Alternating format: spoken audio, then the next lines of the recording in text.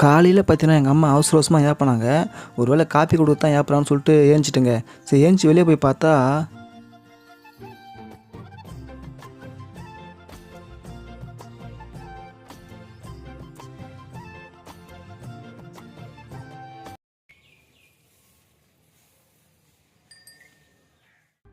எங்கள் மாடு பார்த்தீங்கன்னா கன்று போட்டுக்குது. ஒரு வாரமாக சொல்லிட்டு இருந்தாங்க மாடு கன்று போடப்போன்னு சொல்லிட்டு. கரெக்டாக ஏப்ரல் 1ஆம் தேதி காலையில் போட்டுக்குது. ஸோ ஆனால் பார்த்தீங்கன்னா இது பொட்டைக்கன்று கிடையாது, இது வந்து சேங்கன்னு. பொட்டைக்கன்று இருந்தால் கொஞ்சம் நல்லா இருந்திருக்கும். இந்த கன்றுக்குட்டி பார்த்தீங்கன்னா போட்ட உடனே பார்த்தீங்கன்னா ஏஞ்சி நிற்கிறதுக்கு வந்து ட்ரை பண்ணிகிட்டே இருக்கும். ஏஞ்சி நின்றுச்சுன்னா ஸ்ட்ரெயிட்டாக பார்த்தீங்கன்னா போய் பால் குடிக்க தான் போவோம்.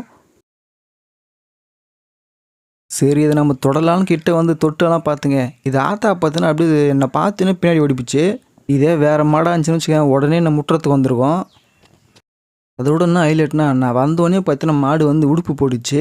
ஏன் அப்படின்னா ஒரு டைம் மாடு பார்த்தீங்கன்னா உடுப்பு போடுறது ரொம்ப லேட் ஆகும். இந்த வாட்டி சீக்கிரமாக உடுப்பு போட்டுச்சு. அதை வைக்கால வச்சு மச்சு அந்த கோணி பையில் போட்டு நல்லா சுற்றி எடுத்துன்னு போய் கிணத்துல போட்டுடணும்.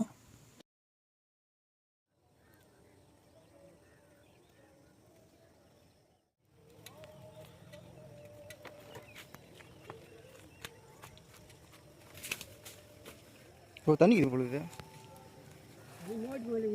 தரல. ஓ தண்ணியில் தான் இருக்குதா? தண்ணியில் தான் போட்டியா?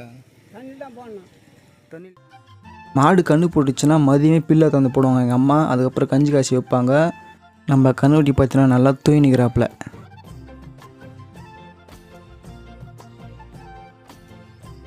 எல்லா மாடுமே பார்த்தீங்கன்னா பிறந்த உடனே கன்றுக்குட்டிக்கு பால் தான் கொடுக்கும். ஆனால் இந்த மாடு பார்த்தீங்கன்னா கொடுக்கவே கொடுக்காது, கிட்டவே சேர்க்க மாட்டேங்குது. ஏன் அப்படின்னு தெரில.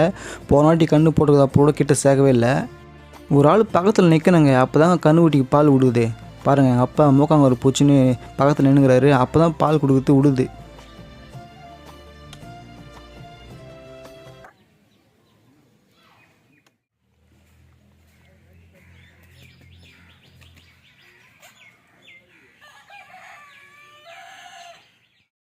பாருங்களேன் ஆசையாக நான் தூக்கணுங்க. நான் தூக்கும்போது தான் பாத்ரூம் போகுது. சொல்லாமல் கொள்ளாமல் பாத்ரூம் போகுதே.